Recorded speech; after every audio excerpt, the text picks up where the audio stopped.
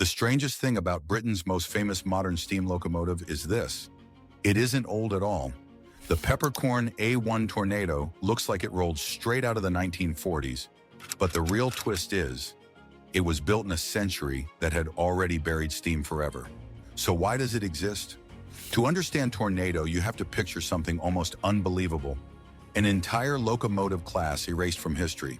Every Peppercorn A1 ever built was scrapped. Not one tucked away in a shed, not one saved for a museum, not one quietly preserved by a private collector. The whole fleet is gone. 50 locomotives built to handle the heaviest post-war express trains, wiped out in less than 2 decades. Normally, that would be the end of the story. Most locomotive classes disappear quietly, remembered only by black and white photographs and the fading memories of the people who once operated them. But the A1s were different. Their disappearance created a hole, a sense of unfinished business, a nagging thought among railway lovers that something magnificent had been lost too soon, and that whisper became a question. What if a Peppercorn A1 didn't need to be found? What if one could be rebuilt, completely from scratch? It sounded absurd. No one had built a brand new mainline steam locomotive in Britain since the 1960s. The skills were gone. The suppliers were gone. The workshops were gone. And the drawings? Well, that was old, incomplete, and sometimes inaccurate. Engineers warned that bringing back an extinct locomotive would cost millions. Experts laughed at the idea, but the dream refused to die. In 1990, a small group of enthusiasts created the A1 Steam Locomotive Trust, a team of volunteers, engineers, and stubborn believers who refused to accept that extinct meant forever. They didn't want a replica. They wanted a real Peppercorn A1. Same power, same presence, same engineering soul.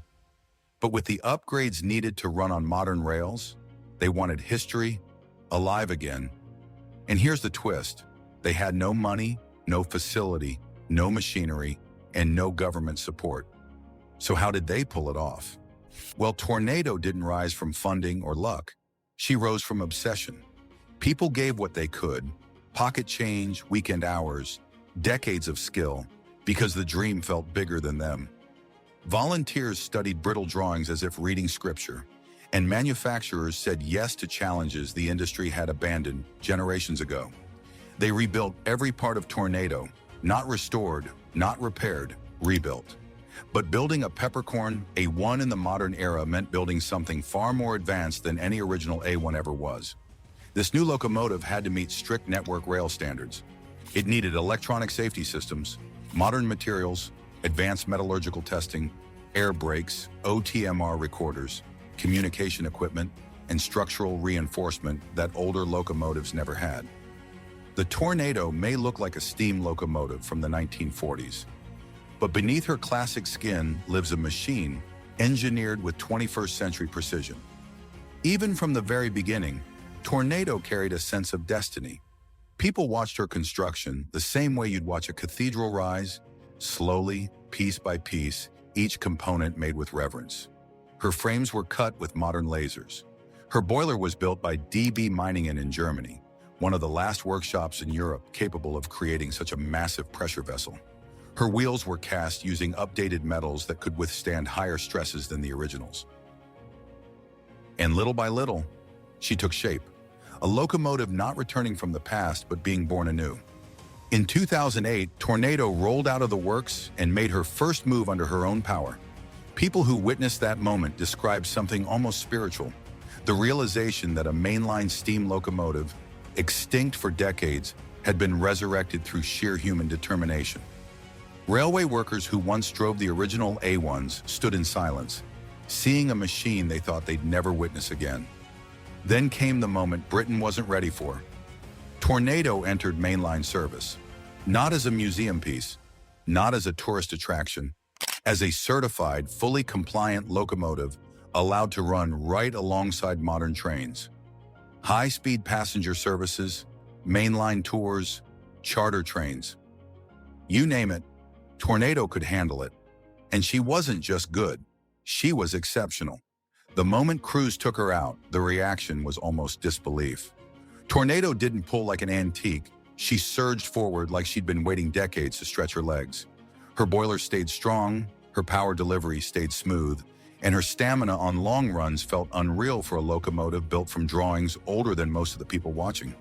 She wore the face of the past, but inside she carried the lungs and heart of the present.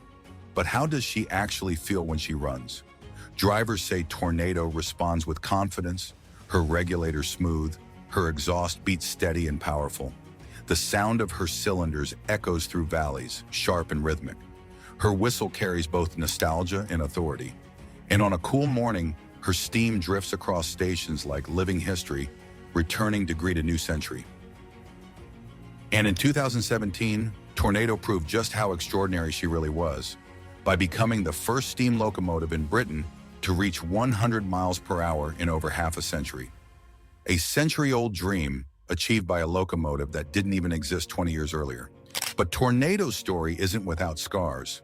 In April 2018, during a high-speed run, she suffered a mechanical failure that forced an emergency stop. For a moment, it felt like history repeating itself, the reminder that steam engines, no matter how well built, operate under brutally demanding conditions. Critics questioned whether a 21st century steam locomotive could really survive repeated mainline duties. But Tornado wasn't defeated. She was repaired, strengthened and improved, and she returned to the rails with the same determination that built her in the first place. It's almost poetic, the locomotive born from refusal to accept extinction, refusing to stay down. Today, Tornado continues to haul trains across the United Kingdom. Rail tours sell out instantly whenever she appears.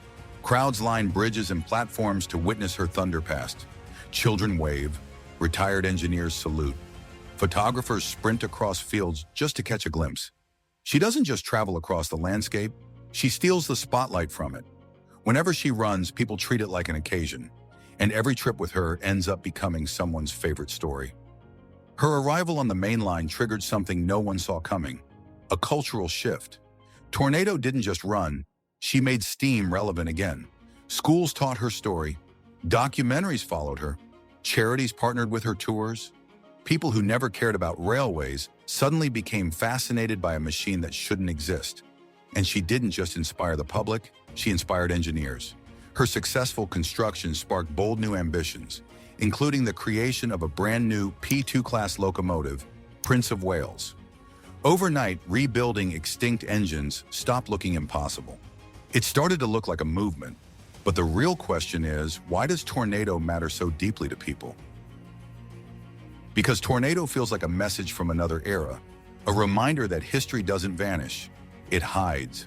And when the right people go searching with enough fire and stubbornness, the past steps back into the world like it never left.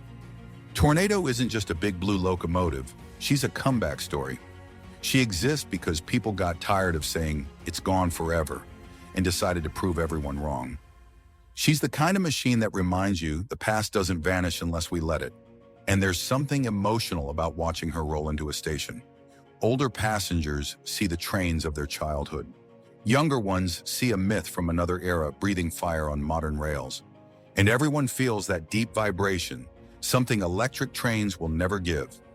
Even her name fits her perfectly. Tornado. Unstoppable. Forceful. Unexpectedly. A storm built out of human determination. And here's the crazy part. She's the first brand new mainline steam locomotive built in Britain since 1960. Half a century of we can't ended by one machine. And she's not just a replica. Tornado quietly hides modern tech under her classic skin, air brakes, GSMR radio, even engineering tweaks the original 1940s Peppercorn A1s never had. She looks vintage, but she's built tough enough to haul today's high-speed trains. And the wildest part? Tornado is still young. With proper care, she could run for a century. Imagine a machine built in 2008 still shaking the rails in 2080. But that's where the story stops being comforting and starts getting electric. Because Tornado didn't just return, she broke records.